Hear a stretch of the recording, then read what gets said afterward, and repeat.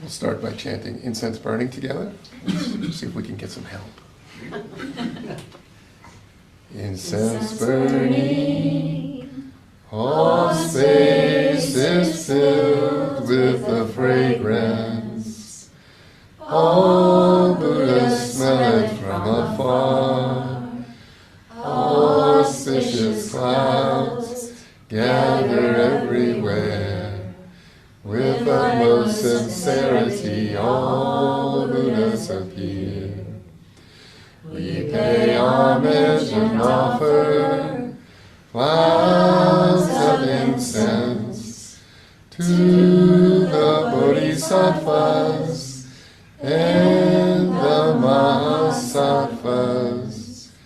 We pay homage and offer clouds of incense to the Bodhisattvas and the Mahasattvas.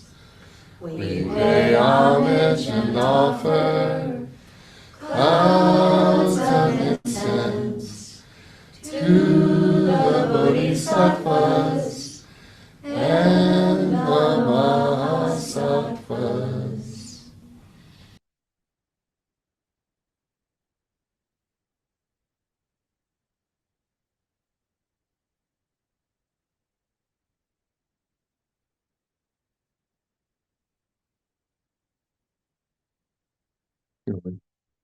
You need it. Please do. If I move it closer, it might change the angle. Face it up a little bit. It's like flash of a light, camera flash bomb. It's like perfect. Yeah, thank you. We don't want you to be seeing dots the entire time. You'll think you're having an experience.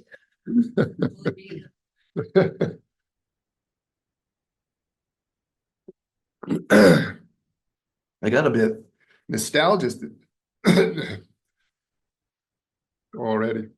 Nostalgic this week, thinking back, in light of that Venerable is at this turning point in her life, this transition that she's about to make and this journey she's about to begin. Recalling what was the turning point for me in the Dharma in my time at Hartwood. And so finally at Hartwood, we studied meditation. I had a meditation practice because I thought up to that point, all of my spiritual experience had to do with meditation. And so if I wasn't meditating, I wasn't spiritual. I mean, I've conveyed that before. And so along comes this Dharma of Cultivation, and the idea was to practice it at least once a day. And at that time, I was working and had a busy travel life, and sales career and all that sort of thing. And so I felt like I had my meditation practice, and that was important. And so I asked, should this be added to or replace a meditation practice? And I asked with, in the back of my mind, the horror that the answer would be to replace it. And I believe that was the answer. Not to replace it entirely, but to make room for this. So, in my own way, I did make room for this. I added it to the front of my evening meditation. And it was a great way of really setting the mind in a focused way to go into meditation. So, but the recommendation was to practice for a year. And I did practice for the better part of a year. Much to Venerable's astonishment. But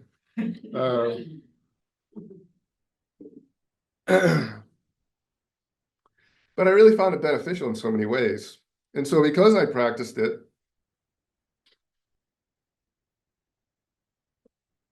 I thought that, and part of how I used it is probably how maybe some of you have used other practices like a loving kindness practice or something like that, or a poa practice. And it became a way for me to reach out and connect with people who maybe were deceased, maybe were going through something, who were living but going through something. Maybe there was an anniversary. Maybe someone was sick. There was something happening somewhere with someone that I knew. Maybe there was someone in my life that I was having trouble with, who was, in my mind, giving me trouble. So I use it as a way to sort of connect and get in touch with, and to some extent, correct my mind around these things. So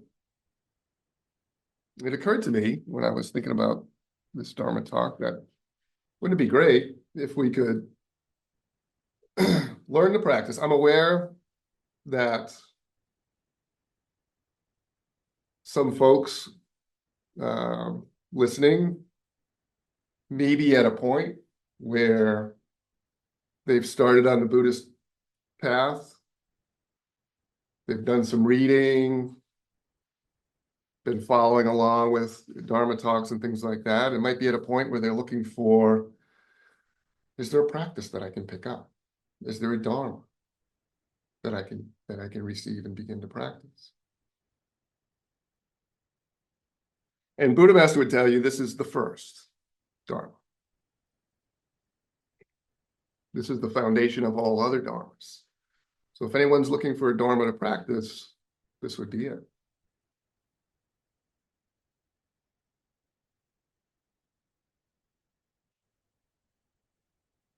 So I wanted to share this practice with you today, and at least the way that,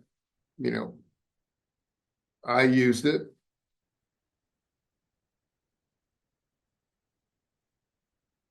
And provide an example of how I would sort of maybe go through the contemplations. And one of the things that's recommended is that when we use this practice, when we practice these, and we'll learn what the practice is made up of, that we use an object. So that object was those people I was praying for, my parents, maybe that passed away, maybe the anniversary of their death had come by, and so I made them the object that day. A loved one, you could just pick any object. It's helpful to use an object. So I thought that today, as we get into the areas of practice, that we might, when it's appropriate, use venerable as our object.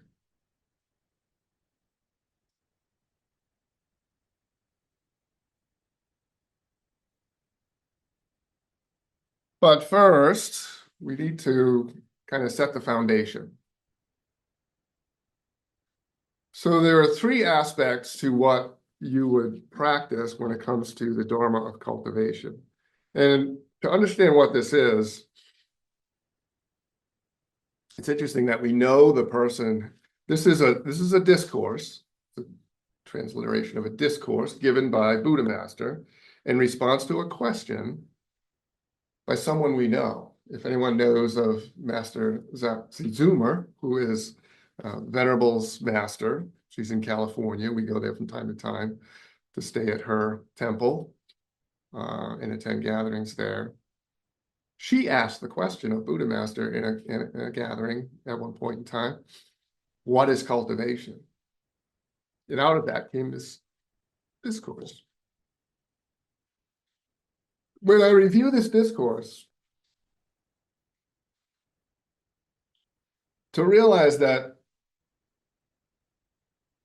someone like Buddha Master was asked a question, and this is what came out. The detail, the organization, shows you that he really was a realized master and knew his way around how to help us best understand how to approach Buddhist cultivation.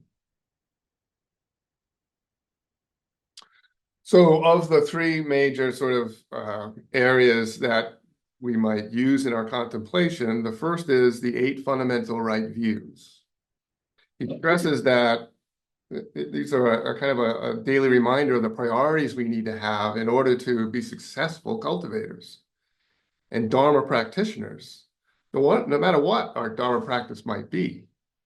And that contemplating these ideas daily helps to keep us on track with our priorities. To some extent, the way that, as we're speaking about each of these, the way I review these would be also how I might contemplate them if I was sitting with this and going through these myself. Now, in the beginning, it's a bit cumbersome to pick up any Dharma because you feel like you need the book, and you look down and you read the next one, and then and it's just like this process. But at some point, you can make an effort to commit these to memory, and then you won't have to go through that laborious effort anymore. It'll be much more streamlined, and you'll get more out of it. But as we're going through these, the point is to consider each in turn and see kind of where you're at with them. We're both kind of teaching and reteaching ourselves these concepts, and also checking ourselves against the standard that they set. And Buddha Master stresses that these are to be taken in order, that the order matters. And he elaborates quite a bit, especially in the early section here, on why the order matters. And I'll try to get to some of that myself. But he says the first is a mind of impermanence, a mind that truly understands and ultimately fears impermanence and the suffering that impermanence causes in this world that we live in this existence that we have.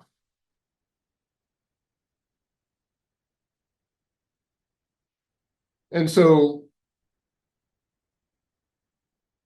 he said, without a mind of impermanence, without a mind that understands the suffering of living in this world of cyclic birth and death, dominated by the three poisons of attachment, greed, anger, and delusion, who would practice Buddhism, and why would they, right? So first we need to sort of really have our minds wrapped around impermanence, and that's an ever-evolving thing for me, because we tend to take a lot for granted in life. Predominantly, we tend to approach our lives with a mind of permanence versus impermanence. So this is a bit of a kind of a turning our minds upside down to try to get and remind ourselves that all the things that we seek to sort of, that we think, that we feel like make us happy or that we should pursue are impermanent. We have a wife today, we may not have a wife tomorrow. We have a husband today, we may not have a husband tomorrow. Our body is constantly going through an aging process, regardless of how we treat ourselves, or regardless of how we treat our skin, etc. We will age and we will die. And if we live our lives considering that we'll get that new house on the lake and have our boat, and then life will be, satisfying, that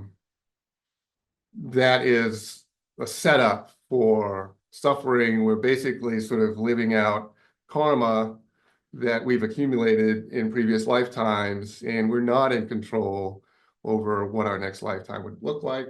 We could go higher up the scale into sort of a god or a deity realm. We could go lower into the scale into something like a hell realm, all depending on our karma. So he says that we really, really have to understand that we live in a world of impermanence, and that this impermanence causes a great deal of suffering. And the second thing is, in order to stress this, well, on the first thing, a mind of impermanence, I have a practice, and it covers what's called Tsongkhapa's 11 reversals. And, meditating on impermanence, because of its importance to Buddhist practice, is a practice in and of itself. So meditation on impermanence can be a thing. And as you're going through these 8, you can spend some time on impermanence, thinking about what does impermanence mean to you? Sometimes I tend to think of it in scientific terms, that what I think is this solid body isn't nearly as solid as it looks. They tell us that now, that every single aspect of this body breaks down to nothing, that this is essentially an empty vessel. So reminding ourselves of kind of the illusion of the life that we have. So in this, I like this one line from the Lam Rim. It says, meditation on impermanence reverses our worldly concerns or our attachment to the things of this life. We realize there's nothing to really hold on to. But we have to foster that. And we have to build a firm belief, and that's the second in his list of priorities, a firm belief in the sufferings of samsara. So when we start in Buddhism, when I started in Buddhism, I would hear Dharma talks, and there would be a lot of talk of suffering. And so, I always convey this, that I feel, well, I don't suffer, because I had this big dramatic view of what suffering is. We're starving in Biafra, where there's a war zone, and there's just genocide over here, and there's people part of that's suffering. But I don't suffer. I have a career, a family, I have a home, means to support myself, etc. How do I suffer? But as I begin to learn the teachings, I begin to pick things up, I realize, oh, I do suffer. And then as I saw that I do suffer, I saw that, oh, and the same things I suffer from, so does everybody else. And that creates a kind of an equalizing platform. And we start to see the disadvantages of cycling through what the Buddhists call samsara over and over and over. If this is what life is, then do I really want to do it over and over and over? And the reason we practice Buddhism is to come out of this cycle, to be liberated from this cycle. So on that second one, a mind with firm belief in the sufferings of samsara, another line from the Lam Rim that I like. Meditation on the disadvantages of samsara reverses our previous lack of renunciation, which is the third element in this list of 8, a mind of renunciation, a mind that is determined to leave the cycle of reincarnation. Like, we're not fooling around here. This is pretty remarkable stuff. And when I was first exposed to this teaching, I always talk about this too, I had reincarnation on the shelf. It was kind of over here. Here I am with the Buddhist Center. I come, I listen to Dharma talks, and And then if you read this text, you can hardly turn a page and not see the word reincarnation. So I was really, oh, okay, I get my arms around reincarnation, or else I can't use this. So that was my first big hurdle, was kind of getting my arms around. But meditation of the disadvantages reverses our previous lack of renunciation, that determination to leave. And Buddha Master stresses in the text that unless we have that determination to leave at some level, unless we have that firm belief in the sufferings of samsara and the determination to end this cycle, we won't earnestly practice Buddhism or make progress. And so, and I think broadly, there's probably a sense where people pick up Buddhism and we pick it up and we get something from it. I learned about suffering initially. That was helpful to me. Then I could start psychologically sort of administering the solution to that, whatever that suffering was, anxiety before meetings at work, and just having a broader perspective helped me. And then, when that broadened out to sort of, oh, everybody suffers, that gives me a bigger picture of where I'm living. Now I have a bigger picture of where I'm living. And that this is what this is all about. And then now with the Buddhist mind, paying attention to what's going on around us, whether it's the news or the events. Whew, boy, this self-cherishing, this selfish mind, this self-centered way that we're taught to be, get yours, then go help others, but get yours first. is really causing a lot of problems and has always caused a lot of problems. With the high technology we have in war today and all those things, we might see some really egregious stuff. All the same stuff was happening with tar pits and, right, burning at the stake and all kinds of things, you know, thousands and thousands of years ago, since this human mind took root on this planet with this self-cherishing. It's always going to be this way. And once we understand that, then we say, oh, well, Buddhism offers a solution. Maybe I'll pick that up. Maybe that's worth picking up.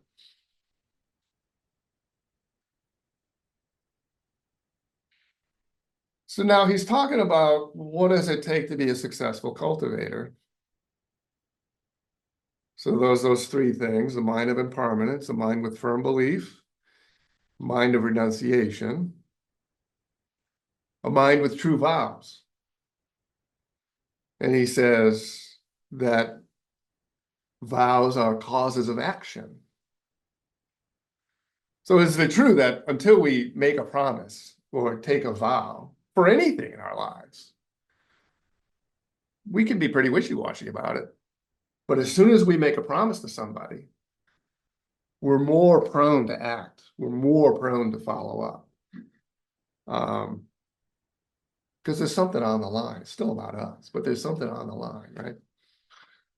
So that's my way of making sense out of how a mind with true vows is a cause for action in our practice, action in the path and what's prescribed. Mind of diligence is the next one, number 5, cause of persistent advancement. So, right, we need to have diligence, practice daily, consistently, look for ways and be curious to advance our practice. Sometimes read other texts that support our understanding of the practice that we have. I've done that with Alam Rim. And so that is a way of applying diligence to cause persistent advancement in our practice. We want to make progress. We're trying to get somewhere. Precepts, causes of correct direction of cultivation. So we try to follow. So some of us may have taken refuge, as it's called, and we have precepts. The nuns sitting in the room have hundreds of precepts they can review and follow. That's quite a bit. But they help to direct our cultivation according to Buddhist principles. And then number 7, dhyana and samadhi, causes of wisdom. This is roughly meditation. You notice it's not first on the list, it's number 7 out of 8. So, and I can attest that for the time in my 20s, I call them the old days, when I meditated exclusively as a practice, and I was spiritual because I meditated, and I was a good meditator, twice a day, almost an hour, you know, all that. And it benefited me in a way, in a lot of ways. I'd get up from that meditation pillow, I'd be just flying. People could see it in my eyes.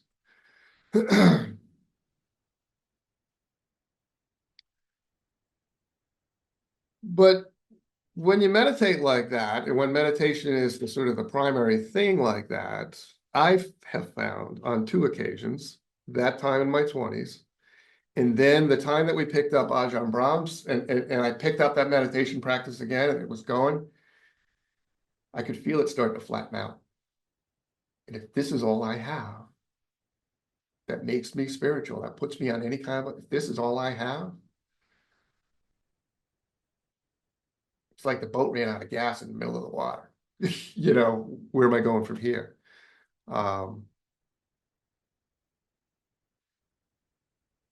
But it's in that meditative setting that we get beyond this discursive mind that's reminding us of all the things we have to keep track of, all those permanent things that we need to sort of shore up in our reputation and all that.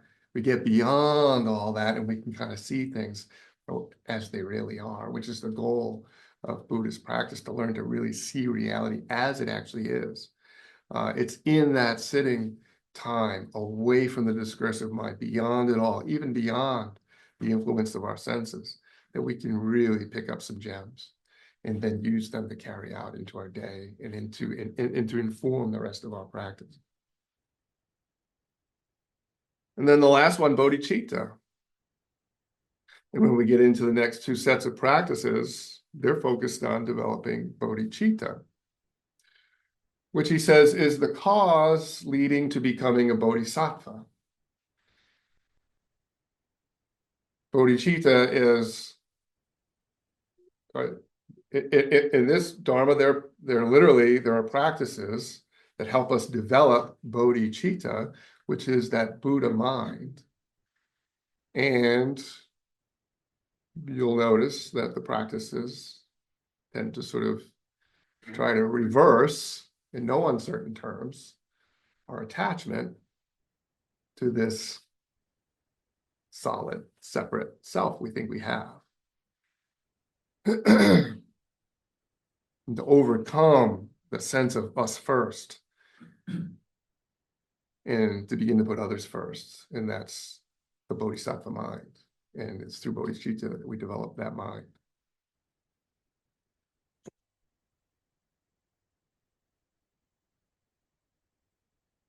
So there is a tradition in Buddhism of sitting and contemplating things like this for ourselves. Even if at first we're just rote repeating what the text said about that thing, that's a great place to start. Eventually, we start to add in our own little sort of dialogue around it. We begin learning for ourselves. We see things, insights, something we didn't see before. We carry that into the next practice. Go from there. So it builds.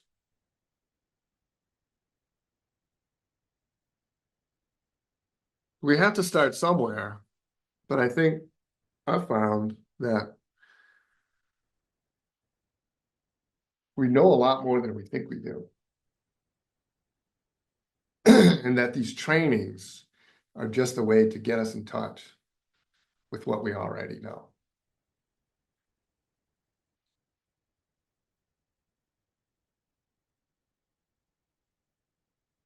So you would start off your practice contemplating each of those 8 right views in that order, and trying to understand as you went through it why that order was important, how one thing did really feed the next.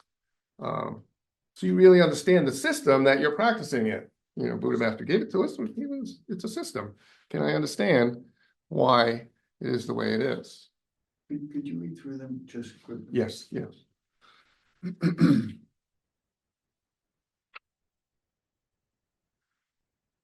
First is a mind of impermanence. The second is a mind with firm belief in the sufferings of samsara. The third is a mind of renunciation, that determination to leave the cycle of reincarnation. The fourth is a mind with true vows. The fifth is a mind of diligence. The sixth is the precepts. The seventh is dhyana and samadhi. And the eighth is bodhicitta. Now, the interesting thing also at the end here, he mentions bodhicitta, and he stresses in here, and he has a few paragraphs he talks about why bodhicitta is not the first thing. We're trying to become bodhisattvas. Wouldn't we practice bodhicitta? And I realized when I was reviewing this this morning that, just like meditation, practices like loving kindness and other things have been sort of tip of the spear for a lot of people. They learn them in, the mindfulness center or whatever. And so they have maybe a meditation practice, but they have this loving kindness practice that it becomes their primary practice. But Buddha Master says, all well and good, but ultimately you won't achieve the goal without the rest of these 8. And if you practice bodhicitta first, or if you practice meditation first, you'll reach a point where it levels out. And I've seen that myself, at least with meditation.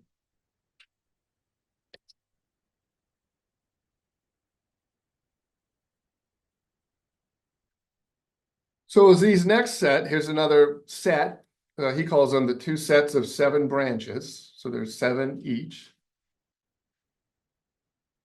Now, I promise you, when you commit these to memory and gain some familiarity with them, this practice does not take long.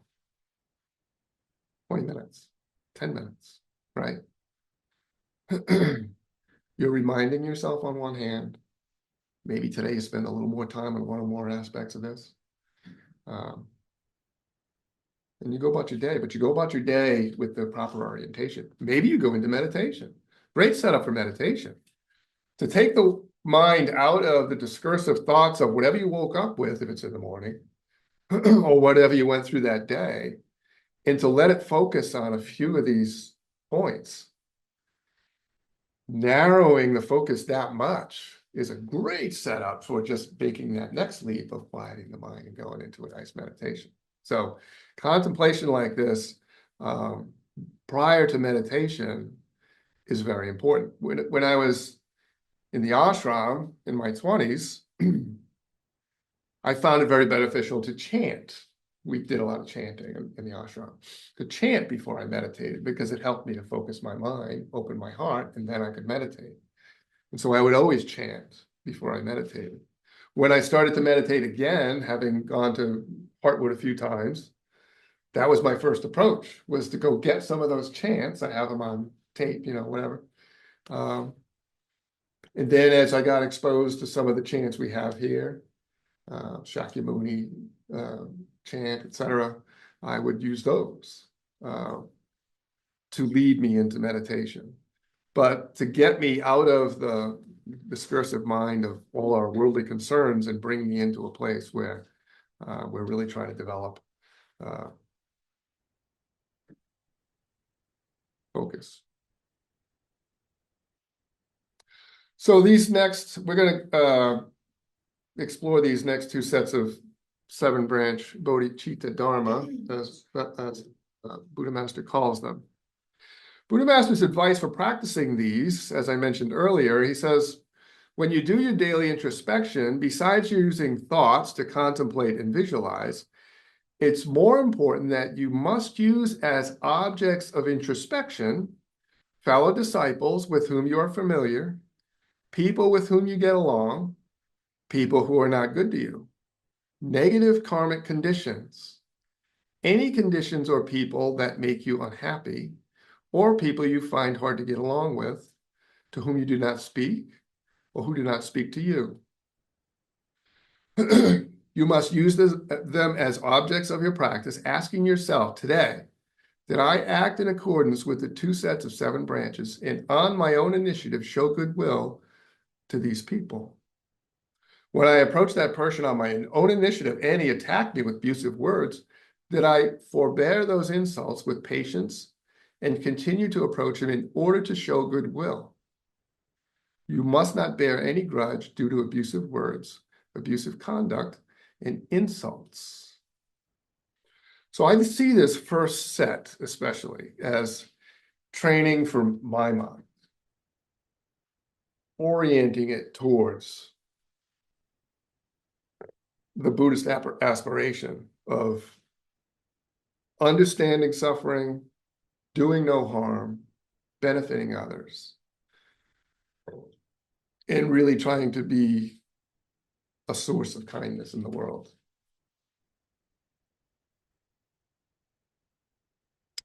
Go ahead. Do we have to do that one? Which one? Because when I do my morning gratitude, often negative people that have, done me harm for no reason at all pop up. And I want to avoid having to think of it. But this is saying I really should, So I'm kind of being humorous here. Yeah. But, it's not easy, when going in that direction. Mhm. It's easier to look at the trees and think of how wonderful it is to be alive.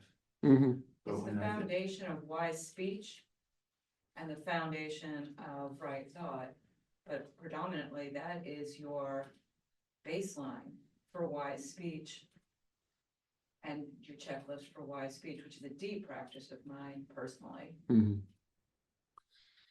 It occurred to me one day, sitting, contemplating, meditating,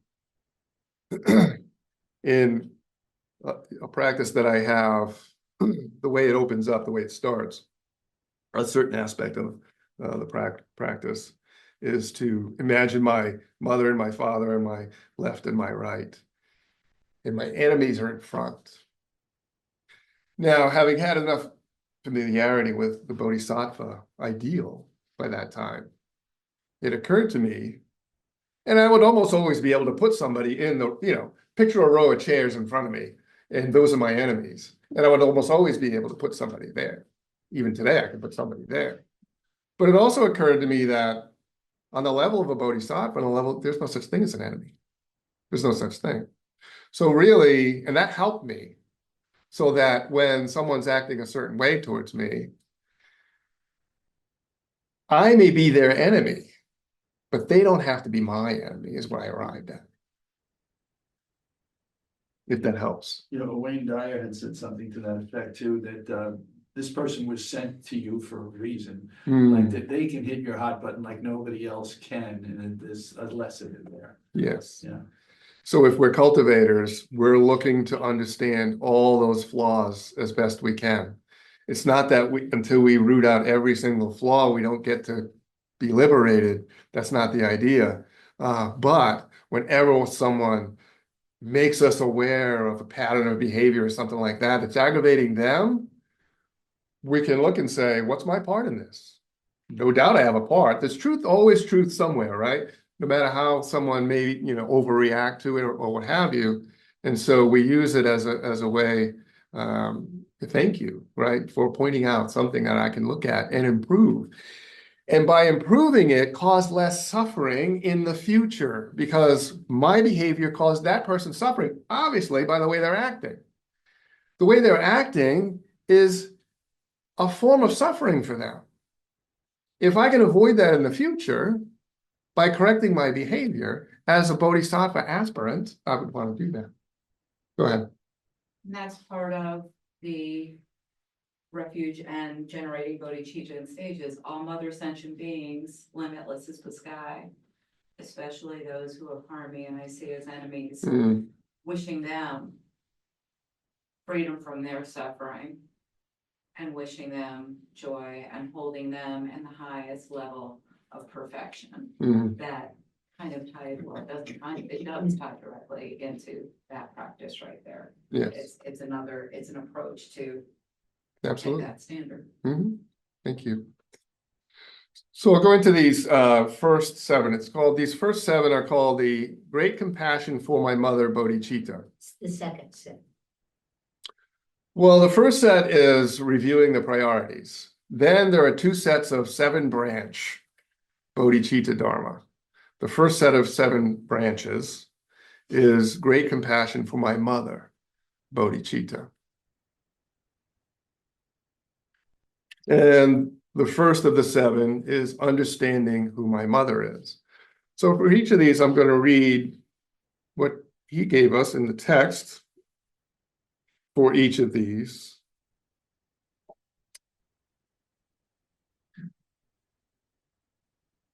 And then I would like us to take time for each of these to go inside and practice each with the object of venerable in our mind and see if we can actually do this. And I think we'll come out and realize, oh, I can do this. This is a practice I can do. And so that's my goal anyways. We'll see how well it works out. But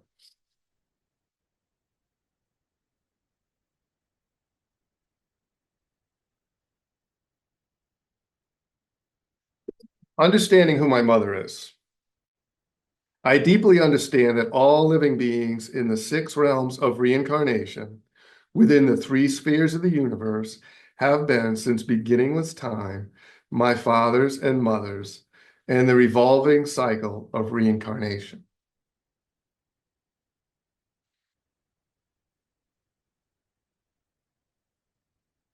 So if we believe in reincarnation and we believe in karma,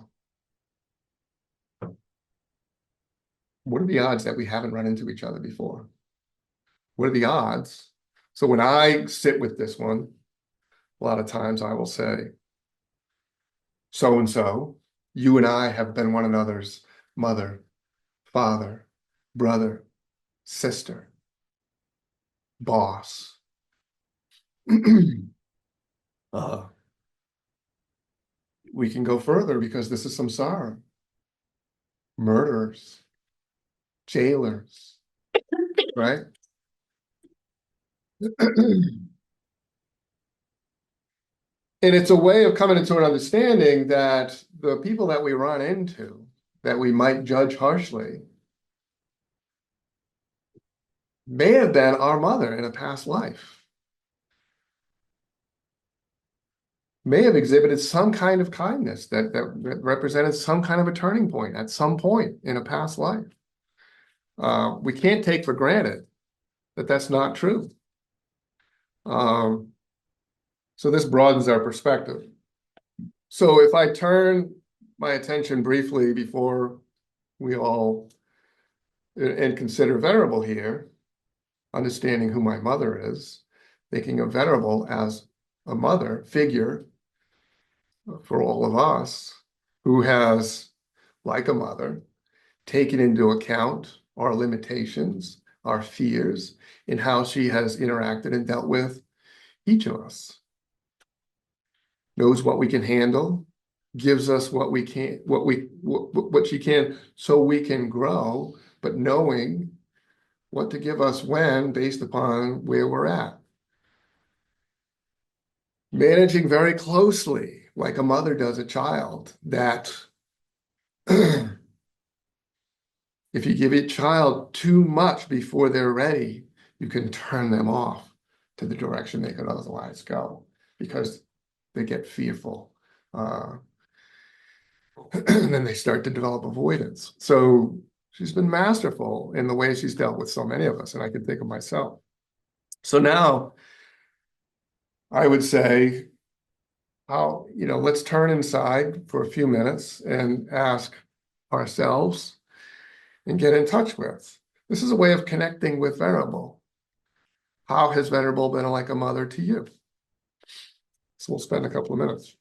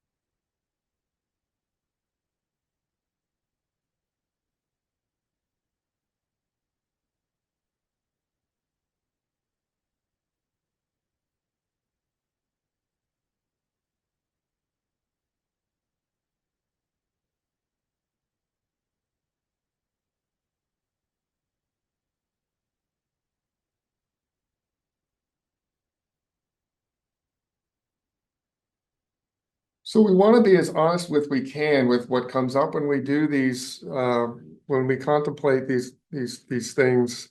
And for that reason, I'm going to suggest that we don't share, that we go inside and really find the essence of each of these in turn for ourselves, being as honest as we possibly can be.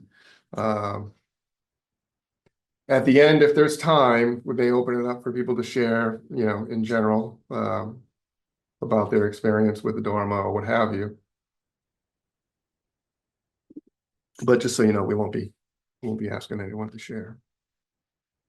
So the next one is bearing in mind kindness.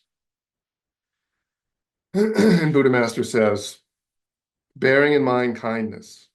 I should deeply bear in mind that all of my parents, i.e., all living beings that now exist in the cycle of reincarnation, have since beginningless time given birth to me, reared me, loved me, become tired and ill for me. Their kindness to me is as heavy as a mountain.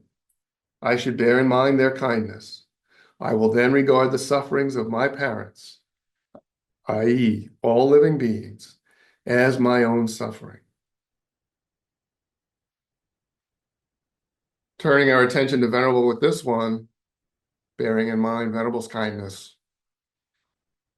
So much that she did. I mean, she essentially gave her life for the benefit of others, ordaining nuns when nuns were not supposed to be ordained. Going out to India, engaging in a project to produce and help the untouchables there, that lowest caste in India, produce water for themselves. She got into a lot of trouble for doing that. But she really, really, out of kindness for the untouchables, went out to help them dig wells, to have infrastructure for water, to help make their lives better. Youth, she took in youth and had a home for boys, and to give them a sense of function and accomplishment, she developed a bakery that literally sold bread and baked goods to the likes of Ingles and other chains in town. Out of kindness to help these boys turn their lives around. Day camp for the farmers' children. She became aware that when the migrant farmers come into town to help with the harvesting of the farms, they often bring their children with them. They travel with their children from place to place. And that the owners of the farms who take them in provide housing, but oftentimes the housing is questionable whether you'd even refer to it as housing. And she learned, no provision for the children, that the children are left to sort of stay in the house or stay in the trailers or whatever with nothing to do all day. So she developed a day camp to take in the children for the migrant workers. I was actually around Hartwood during that time. I remember that. So those are just a few of the areas that came to mind for me, bearing in mind Venerable's kindness. Let's take a couple of minutes now and just how has Venerable's kindness showed up for you personally in your life?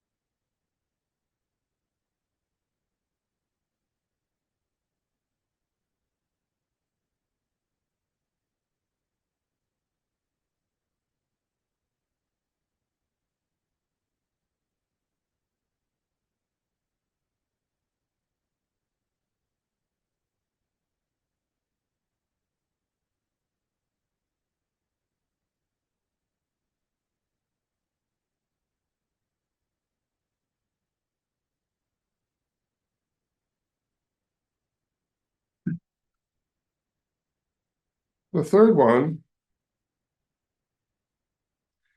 is repaying kindness.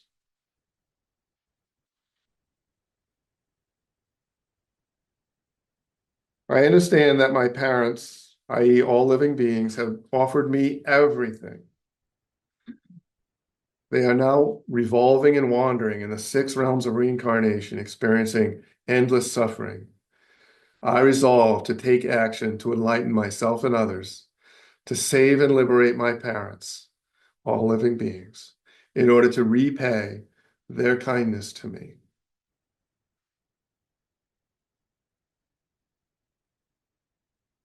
When I think of a way that we can repay Venerable's kindness is to continue to make progress with our practice in the Dharma. That's what she gave us. In so many ways throughout her entire life, from the time she was a girl, she did nothing but aspire to the truth and then share it with others in whatever way she could. Whether as a Christian, as a Buddhist, Mahayana Buddhist, Vajrayana Buddhist, always essentially giving herself away so that we could have the Dharma.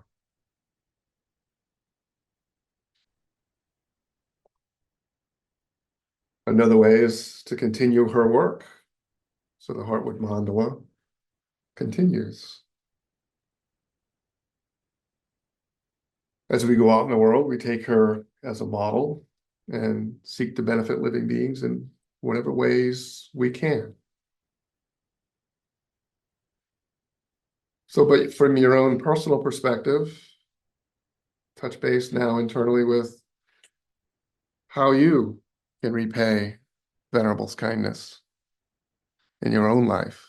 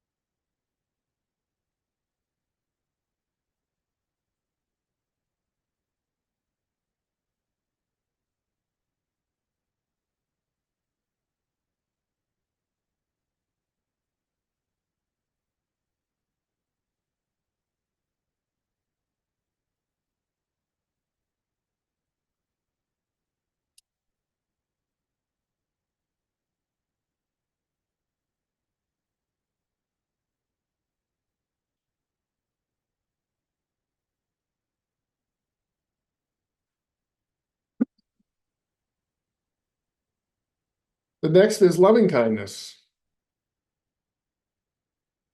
Buddha Master says, at all times, through the actions of my 3 karmas, which are our thought, speech, and action, I am loving and kind toward all living beings who have been my parents. I wish them a long life without illness, good fortune. I wish them a long life without illness. I wish them good fortune, good luck, and a happy life.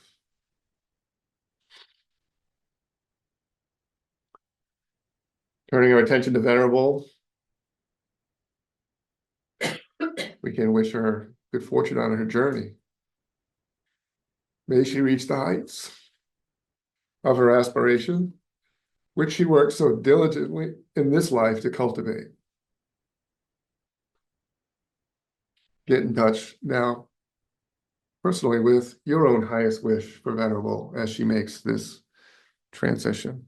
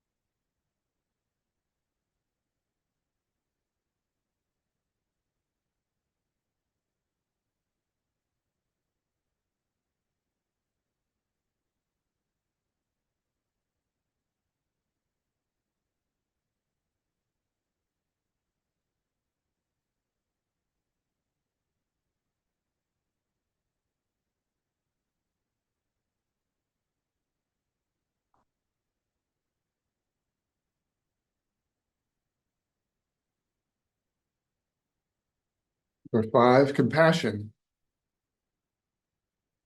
We beseech the Buddhas and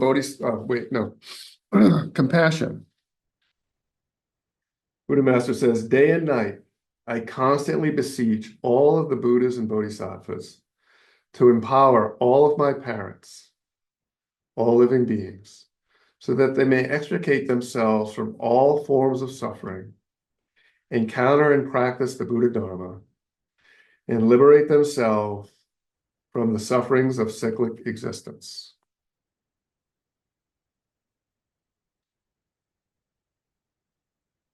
Turning our attention to Venerable with compassion in mind,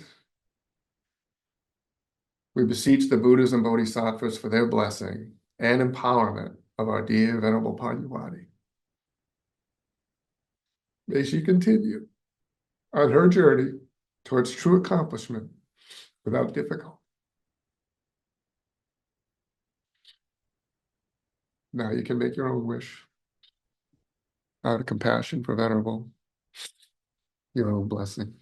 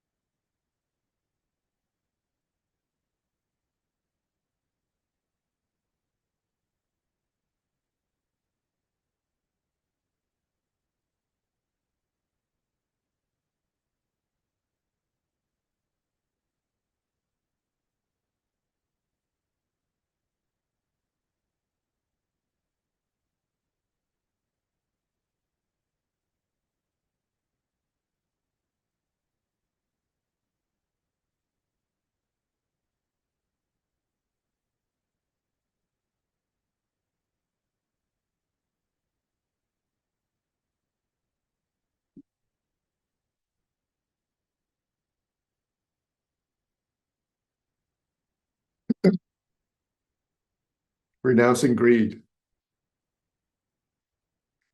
I hold no attachment in my mind to anything that I do to benefit any living beings who have been my parents. I cultivate non-attachment to all of my good actions of body, speech, and mind. Thus, my good actions become natural and spontaneous, as my original nature is good. I do not do good purposefully. I do good and then forget about it.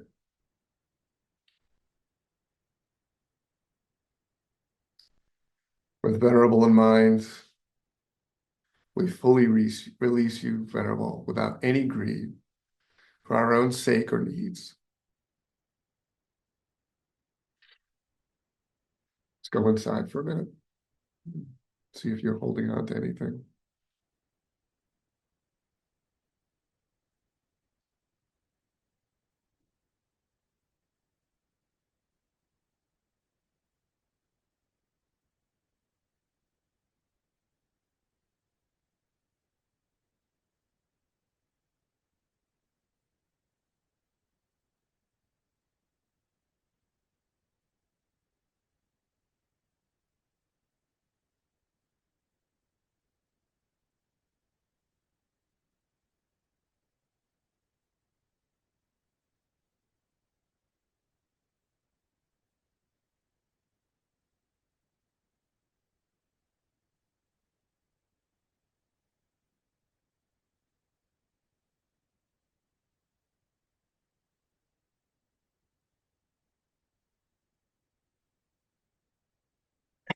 The last in this first set of 7 branches is eliminating attachment. In my practice, as I cultivate all forms of goodness and benefit my parents, all living beings, I should not become attached to any Dharma. I should eliminate all attachment to self. Realizing a state of emptiness, I am aware and I experience wonderful happiness that comes from samadhi. While practicing the Dharma, I am not attached to the Dharma. I do not intentionally get rid of deluded thoughts. I do not intentionally seek the truth. not coming and not going, blissful, clear, and without thought. I am as calm as tranquil water. Everything, including myself, is inherently empty.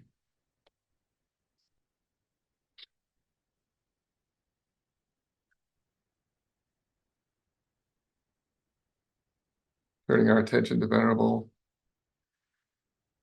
we release all of our attachment to you, Venerable Panyawadi, so that you may fly free without any further need for your presence here. You've given us everything, and now it's ours to nurture and protect.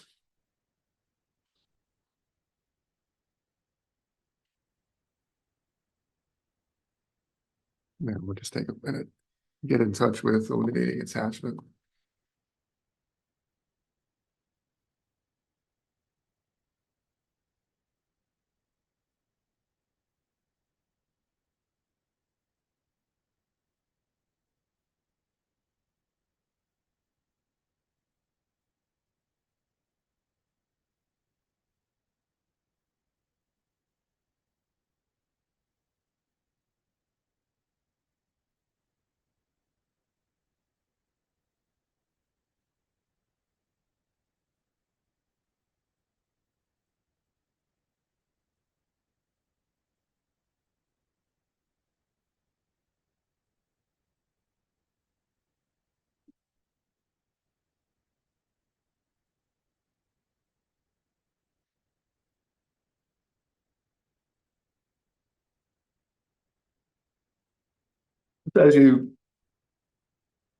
As I have experienced these first 7 branches in particular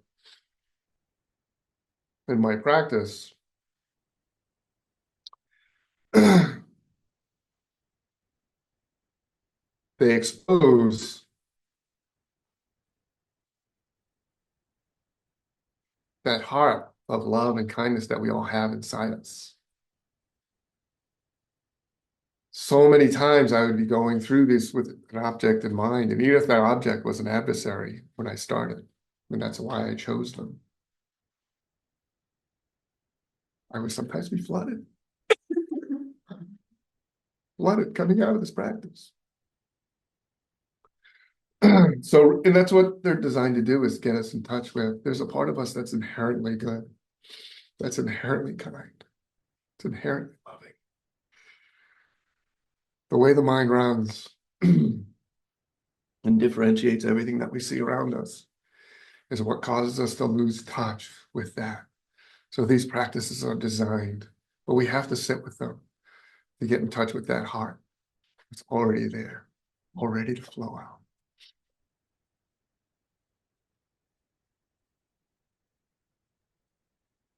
These next 7, I'm going to go through and talk. We'll listen to Buddha Master talk about each. We would contemplate them in the same way as we did the first 7. In the interest of time, though, we'll consider them. One of the ideas I had for this talk was not only to take the opportunity to, and it was those first 7 branches that I would use primarily with the object of my focus that day. And so wouldn't it be great if we could use those 7 branches with Venerable in mind? And so, because that was that's been such an important part of my practice, wouldn't it be great to do that with Venerable in mind as a group? But then also, for those that may be interested in picking up this practice, I wanted to make sure that the talk was as complete as possible with what was to practice, in a sense, for how to do that. So we'll go through these next 7. And then wrap up.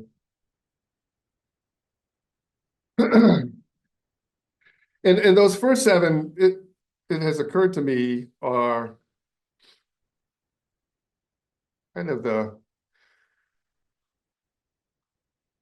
way of getting in touch with that innate sense of goodness and reminding ourselves of that and getting past whatever hurt or anger we might have on a given day, and finding that gentle heart.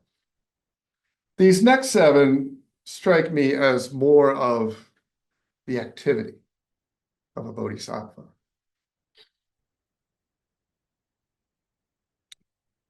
So it's more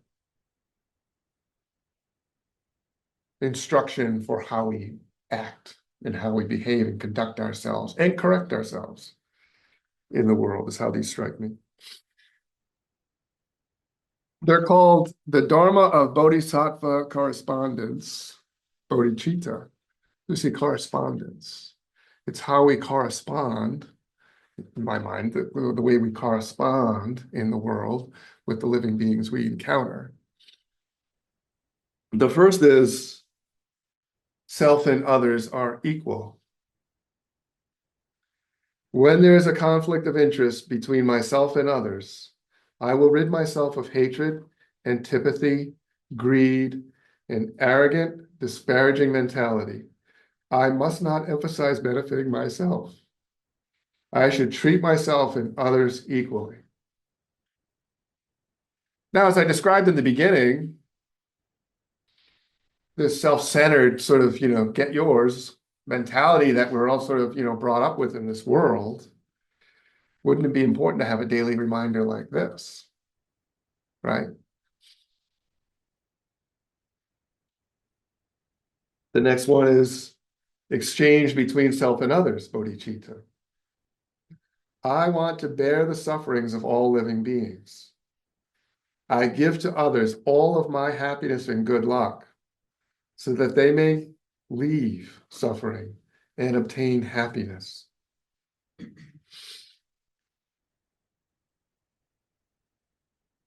And the third one, benefit others before self. When other living beings and I are suffering, I want others to extricate themselves from suffering before I do. When other living beings and I are happy, I want others to be happier than I am. So those first 3, and I would imagine, and I would say really 1 and 3, self and others are equal, and benefit others before self, I really took to heart and developed ways of actualizing them out in my day. And one of the ways that I came to do that was by whenever I would go into a situation or, be going into a potentially stressful situation or any situation where in the past I might have felt like I had to somehow prepare for what I was to encounter, was to remind myself, no needs, no needs. I'm going to a party. I want everyone at that party to be happy. My needs are not important. But to remind myself of that, right? Became a way that I could walk out. Self and others are equal. One of the ways that I remind myself of that is through that lens of suffering. No matter how I would want to judge one another, be better than them, judge them based upon their reaction to me, their action towards somebody else. A great equalizer. They have a suffering, deluded mind the same as I do. We are all equal. That generates compassion, right? That generates compassion. And certainly, I can put aside my judgment. Now, the way I use those first 7 branches out in life, so they're sitting with these practice, right? And reminding ourselves of these things and instructing ourselves of these things, seeing things, having insights come out of that. But then there's out in the world and very judging mind, hearing conversations at the gym or what have you, and judging what I'm hearing, categorizing those people that, you're right, well, that's going on in my mind. And when I would catch myself doing that, I would run through the first 7 branches, understanding who my mother is, bodhicitta, as almost like a penalty stroke, right? As like, okay, penalty box. And I would go through those things. And over time, I've been able to catch that judging mind long before it ever gets to an actual feeling of, feeling, right? A feeling of, how I feel about them, how I feel about that, long before, you know, um, I'm able to catch that. So it's really been um, a solution for me to my judging mind is to have used that practice right out there in the world in real time, cut off that tendency to judge others, to consider myself better than others, to consider others less than me. Um, and also to catch myself acting for my own benefit ahead of what others might want. Catch myself to know what that feels like. Using these reminders, carrying this out. So now I know what that feels like when I'm sort of holding something back and keeping something for myself in a certain situation. I can at least feel it, I can see it.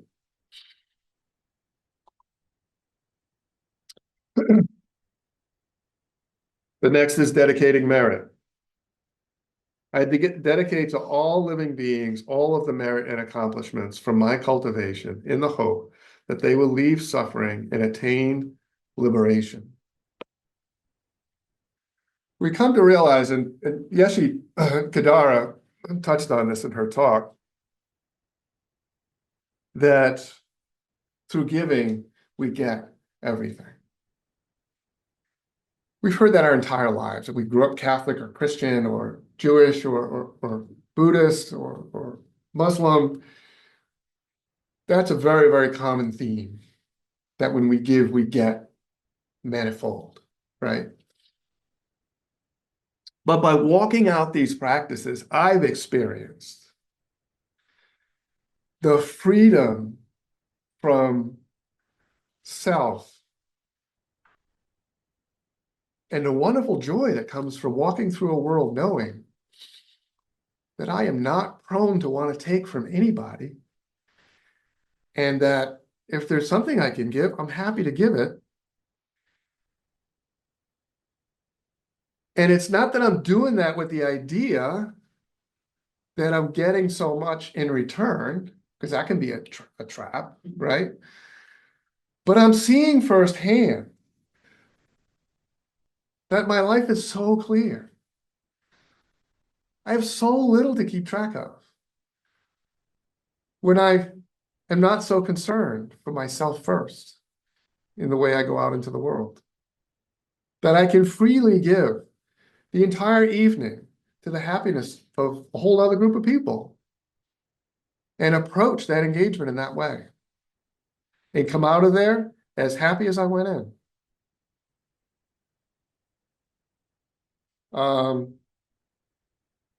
And having a better time than if I went in with the idea that I need to make this impression or that impression, or in some cases, I would avoid an engagement altogether because I just didn't quite feel like I could measure up or fit in or carry it or be the right one or be the right way. So all this complexity that this self-concerning mind has us engaged in goes away when we give away that self-concern for concern to others. And the Bodhisattva path says, exclusively give yourself away. Exclusively. Less to keep track of. I like that part. Oh, when we're keeping track of it, there's so much to keep track of, right? When we're selfish, there's so much to keep track of.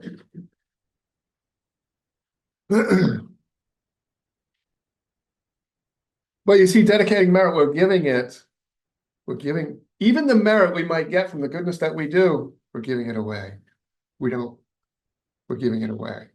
We have a greater understanding here, we're giving it away. We don't want for ourselves. We have everything we need. We have this life. We have this good heart. We have this essence that we're told is so far beyond this discursive mind concerning itself with all these trivial things. We have everything we need. We don't need from anyone else. That's wisdom. That's walking through the world with wisdom and benefiting the world in wisdom. Now, the following, to me, strike as more, they struck me, especially in the beginning, as more when I'm a bodhisattva. This is right. But we can see how even at our stage now, the number 5 is fearlessly protect the Dharma. When any evil spirits or demons harm the Buddha Dharma, lead living beings to break the precepts, and harm living beings, resulting in the suffering of living beings, I will maintain right view.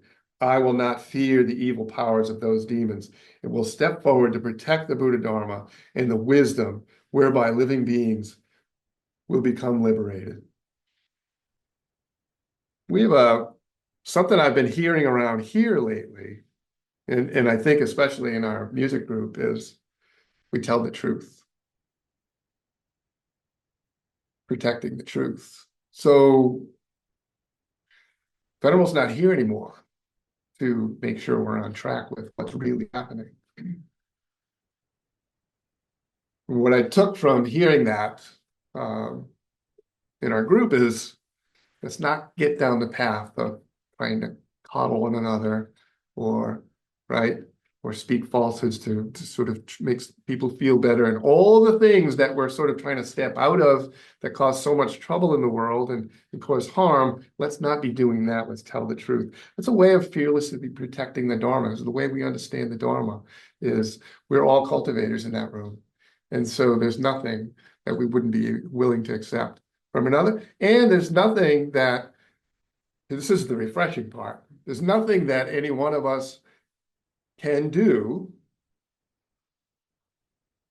that the group wouldn't practice some level of forbearance, even if it's pointed out, right?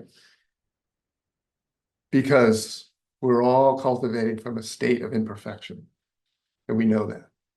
And so it's a great deal of sort of leeway in the room as well. Acceptance. Yeah. Number 6, effectively lead others to practice. This is not that hard to understand.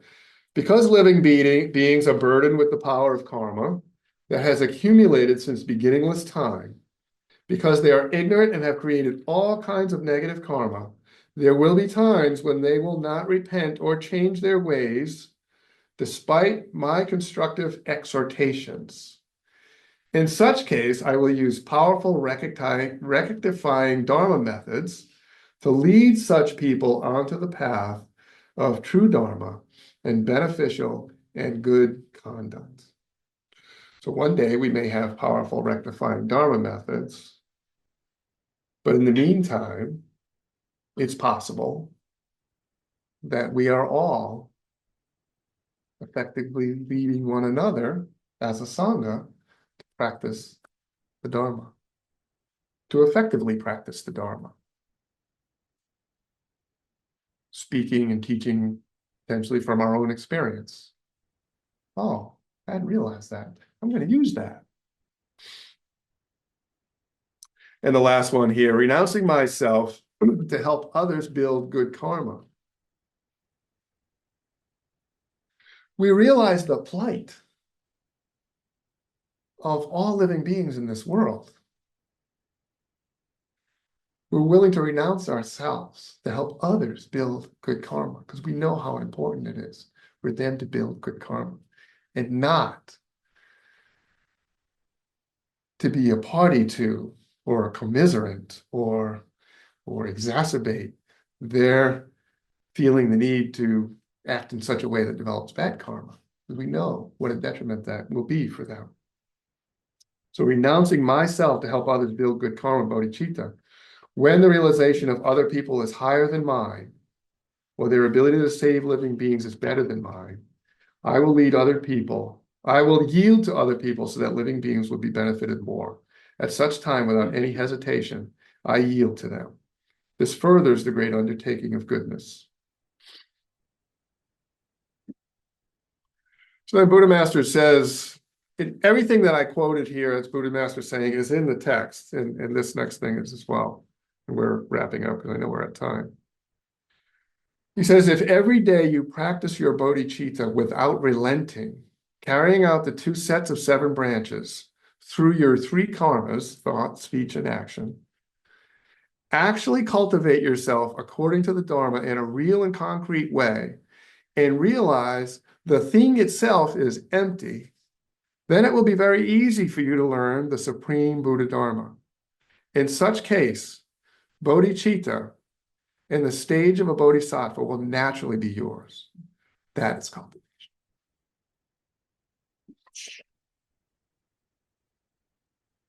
So to me, the Dharma of cultivation is a complete Dharma. So if you're looking for a Dharma, this is a Dharma. Pick it up, practice it, it will change you. It has changed me. It's the only practice I had for nearly a year. Whenever I want to connect to someone, either living, deceased, friend, foe, I still rely on those first 7 branches to open my heart, to sit and get right with that person. I have in my calendar, this is great, you have the phone now, in my calendar, when my parents were born, when they passed away, other loved ones, and I have it make an alert. So one morning I'll wake up and I'll get an alert. And that alert will be a reminder to, when I'm practicing 7 branches, I have my object for the day. You wouldn't believe how your heart flies open. And that's a great way to start the day. Your heart flies open. So we owe a great debt of gratitude to our beloved teacher, Venerable Panyawadi, for her tireless, lifelong efforts to bring the Dharma to both a worldwide audience and lovingly to each of us individually. So hopefully you found in your individual introspections some aspect of that in your own personal lives with Venerable. And sometimes she took on great personal risk so that others might benefit. Thank you, Venerable. You can trust us to carry the torch from here. Godspeed on your journey. Thank you all. Thank you, Joe. Would anyone like to dedicate the merit and close us out?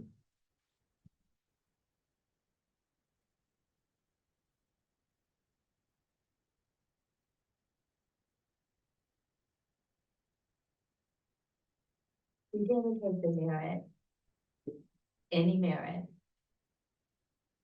that we've generated and accumulated in this time together to all living beings.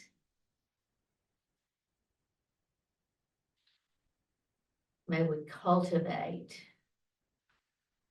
that sense of dedicating the merit of all that we do to others.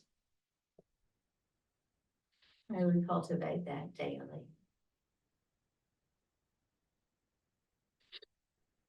Thank you all. Have a great day. Can we get a hard copy on that, either through the internet or somehow? Yeah, this is available via PDF.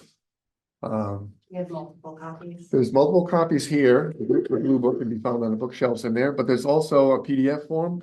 If you look up the Dharma of Cultivation. Oh, it's on our website. Good. The Dharma of Cultivation is what it's called. And there's a PDF form, exactly the same text. It's just in PDF form. This has been available for quite some time. I think since 2008 or so. Yeah, 2018 published originally. So yeah, there's a PDF version. And this is an officially published text. Much of Buddha Master's texts are still sort of in the editing stage, but this is one that's been published publicly for quite some time. No, it was What do just you where about it? I am. But it has been around for a long time, and I've read it a lot and done it, but your exposition of this Dharma this morning has truly reached me. Thank you. Good, I'm glad, thank you. So,